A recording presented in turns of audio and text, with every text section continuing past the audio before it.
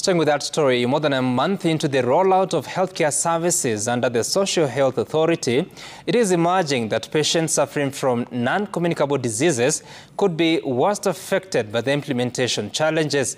Non-Communicable Diseases Alliance of Kenya has sounded the alarm of a loss of lives and intensified suffering among patients who have complained of service interruption.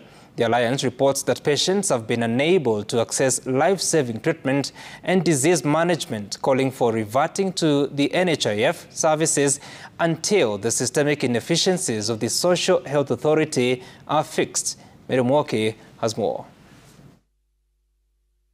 The transition to the new Social Health Insurance Fund continues to be met with widespread discontent among patients and stakeholders in the health sector over the confusion and systemic inefficiencies that continue to plague it a month since its rollout.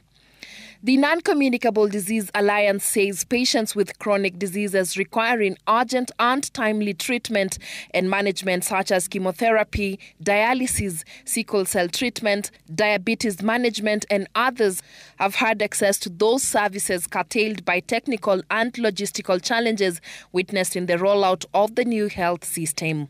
Any interruption in treatment and care, as we have seen since SHA was rolled out, is likely to have a deleterious effect on the patients and the individuals living with different non-communicable diseases.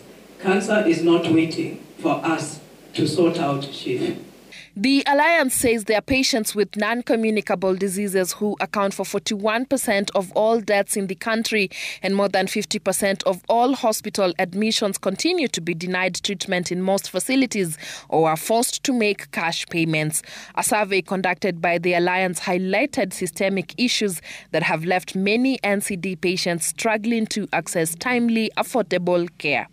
Public hospitals such as Kenyatta National Hospital and Kenyatta University Referral Hospital reported frequent systemic delays that left patients waiting for hours, restricted shift coverage to civil servants in specific job groups, leaving most NCD patients ineligible. Cancer patients, transplant recipients, and other high-risk groups are especially affected by these limitations in coverage, leading to an increased reliance on out-of-pocket payments. The Alliance has called on the government to urgently reinstate the overseas benefits package, arguing that most of the patients battling non-communicable diseases require specialized services that can only be provided outside the country. So the baby is detained at a hospital in India called Fortis Memorial Hospital. They are saying that the 500,000 that the NHIF issued as a GOP, guarantee of payment, must be honored before they release the baby back home. Right now, last week actually, we lost a baby who was supposed to go to India for these open heart surgeries. The patient's documents are stuck at NHIF. The Kenya Medical Practitioners Pharmacist Dentist Union has urged the government to rethink the rollout and handle staffing shortages within hospitals, which they term is a key driver of the project's success.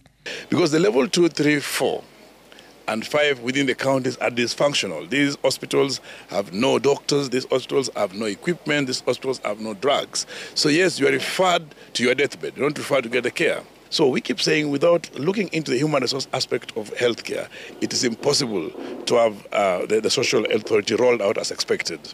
It's going to have more challenges than before. Mary Mwoki, Citizen TV.